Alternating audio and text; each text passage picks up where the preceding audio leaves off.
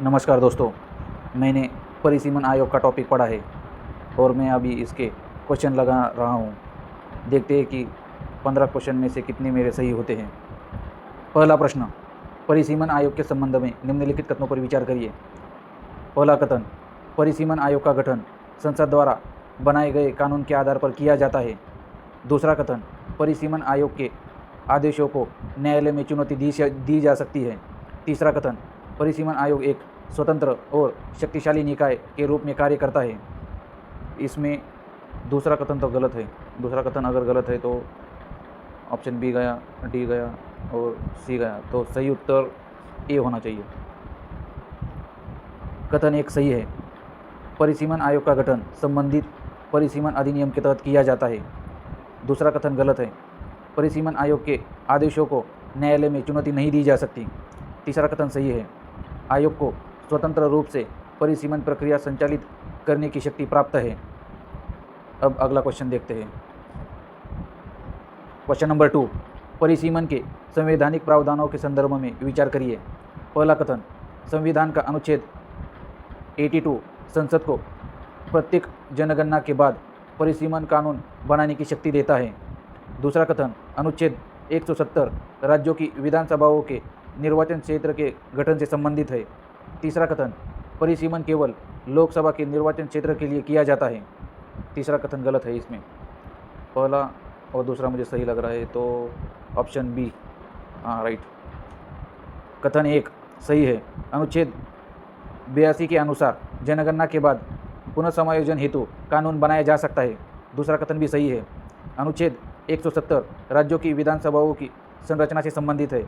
तीसरा कथन गलत है, क्योंकि परिसीमन लोकसभा और राज्य विधानसभा दोनों के लिए होता है। अगला क्वेश्चन देखते हैं। क्वेश्चन नंबर 3, परिसीमन आयोग की संरचना के बारे में निम्नलिखित कथनों पर विचार करिए। पहला कथन, परिसीमन आयोग में भारत के निर्वाचन आयुक्त पदेन सदस्य होते हैं। दूसरा कथन, संबंधित राज्य के मुख्य निर्वाचन अधिकारी आयोग के पदेन सदस्य होते हैं। तीसरा कथन, परिसीमन आयोग में सर्वोच्च न्यायालय के एक सेवानिवृत्त न्यायाधीश को शामिल किया जाता है। इसमें तीसरा कथन तो सही लग रहा है, पर ये पहला कथन मुझे ठीक नहीं लग रहा है। पहला अगर हटाया जाए तो हाँ राइट, ऑप्शन बी। पहला कथन गलत है। मुख्य निर्वाचन आयुक्त नहीं बल्कि निर्वाचन आयोग से प्रतिनिधित्व होता है। दूसरा कथन, राज्य के निर्वाचन आयुक्त पदेन सदस्य के रूप में शामिल होते हैं। यह कथन सही है। और तीसरा कथन, आयोग के अध्यक्ष सर्वोच्च न्यायालय के सेवानिवृत्त न्यायाधीश भी हो सकते हैं। और महत्वपूर्ण बात, जो कार्यरत न्यायाधीश है वो भी हो सकते हैं। क्वेश्चन नंबर 4, भारत में परिसीमन के संबंध में निम्नलिखित कथनों पर विचार करिए। पहला कथन, भारत में अब तक 4 प्रमुख परिसीमन आयोग गठित किए जा चुके हैं। दूसरा कथन, पहला परिसीमन आयोग 1952 में गठित किया गया था। तीसरा कथन, 2002 में गठित परिसीमन आयोग ने 2001 की जनगणना के आधार पर परिसीमन किया था। ये तीनों कथन सही है। Option D right. पहला कथन सही है। प्रमुख रूप से 1952, 1962, 1972 और 2002 में आयोग गठित हुए थे। दूसरा कथन भी सही है। पहला परिसीमन आयोग 1952 में गठित हुआ था। तीसरा कथन भी सही है। 2002 का आयोग 2001 की जनगणना के आधार पर गठित हुआ था। अगला क्वेश्चन, क्वेश्चन नंबर 5, परिसीमन आयोग के आदेशों के संबंध में निम्नलिखित कथनों पर विचार करिए। परिसीमन आयोग, पहला कथन, परिसीमन आयोग के आदेशों को राष्ट्रपति द्वारा अनुमोदित किया जाना आवश्यक है। दूसरा कथन, परिसीमन आयोग के अंतिम आदेशों को कानून के समान प्रभाव प्राप्त होता है। तीसरा कथन, संसद परिसीमन आयोग के आदेशों में संशोधन कर सकती है। संसद, ये तो तीसरा कथन तो गलत है। दूसरा कथन सही लग रहा है। और पहला कथन, परिसीमन आयोग के आदेशों को राष्ट्रपति द्वारा अनुमोदित किया जाना आवश्यक है, ये भी कथन मुझे गलत लग रहा है। मुझे केवल 2 ही सही लग रहा है। देखते हैं। हाँ राइट, पहला कथन गलत है। आदेशों के लिए राष्ट्रपति की स्वीकृति की आवश्यकता नहीं होती। दूसरा कथन सही है। आयोग के अंतिम आदेशों को कानून का बल प्राप्त होता है। तीसरा कथन गलत है। संसद आयोग के अंतिम आदेशों में संशोधन नहीं कर सकती। क्वेश्चन नंबर 6, परिसीमन का मुख्य उद्देश्य क्या है? निम्नलिखित कथनों पर विचार करिए। पहला कथन, निर्वाचन क्षेत्रों की जनसंख्या में यथासंभव समानता स्थापित करना। दूसरा, अनुसूचित जाति और अनुसूचित जनजाति के लिए आरक्षित सीटों का निर्धारण करना। तीसरा कथन, राजनीतिक दलों को निर्वाचन क्षेत्रों का आवंटन करना। इसमें पहला कथन सही है, दूसरा कथन सही है, राजनीतिक दलों को निर्वाचन क्षेत्रों का आवंटन करना। ये कथन मुझे समझ में नहीं आ रहा है।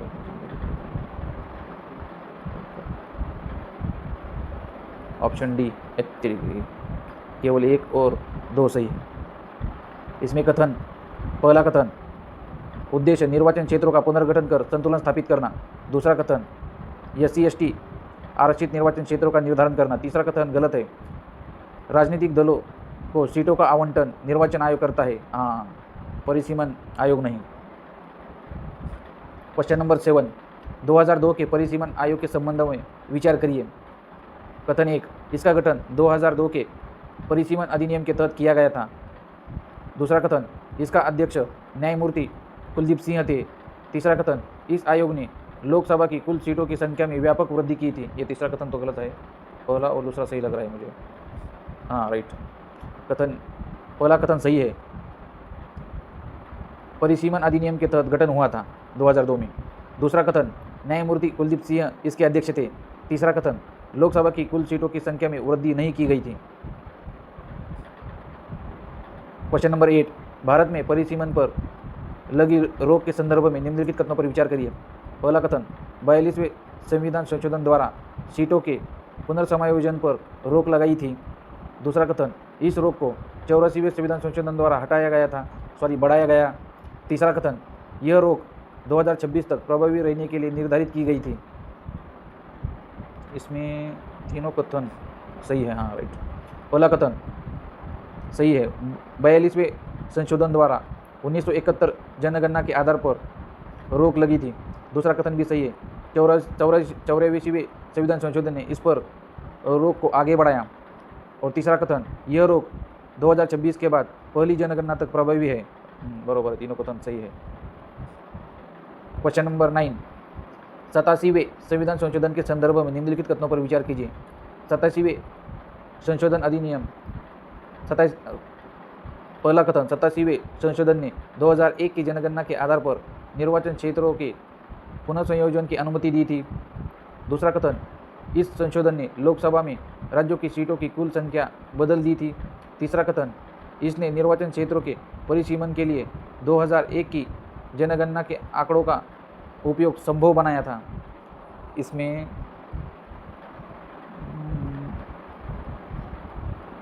मुझे लगता है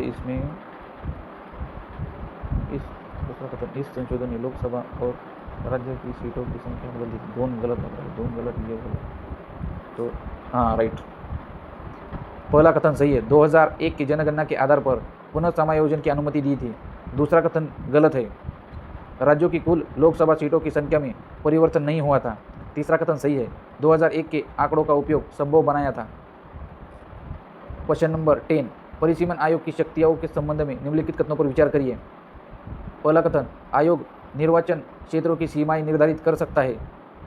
दूसरा कथन, आयोग SC/ST के लिए आरक्षित निर्वाचन क्षेत्र का निर्धारण कर सकता है। तीसरा कथन, आयोग किसी निर्वाचन क्षेत्र के परिणाम को रद्द कर सकता है। तीसरा कथन गलत है, केवल 1 और 2 राइट। कथन 1 सही है, निर्वाचन क्षेत्रों की सीमा तय करना इसका मुख्य कार्य है। दूसरा कथन भी सही है, आरक्षित निर्वाचन क्षेत्रों का निर्धारण किया जाता है। तीसरा कथन गलत है, चुनाव परिणाम को निरस्त करने का अधिकार इसके पास नहीं है, यह अधिकार चुनाव आयोग के पास है। क्वेश्चन नंबर 11, परिसीमन और निर्वाचन आयोग के संबंध में निम्नलिखित कथनों पर विचार करिए। पहला कथन, परिसीमन आयोग और निर्वाचन आयोग एक ही संवैधानिक निकाय है। दूसरा कथन, परिसीमन आयोग का गठन विशेष कानून के तहत किया जाता है। तीसरा कथन, परिसीमन के बाद निर्वाचन आयोग नए निर्वाचन क्षेत्रों के आधार पर तीसरा कथन, परिसीमन के बाद निर्वाचन आयोग नए निर्वाचन क्षेत्रों के आधार पर चुनाव आयोजित कराता है। इसमें पहला कथन गलत है, क्योंकि दोनों एक ही नहीं है, तो इसमें बी होना चाहिए, हाँ राइट। पहला कथन गलत है, दोनों संस्थाएं पूरी तरह से अलग हैं।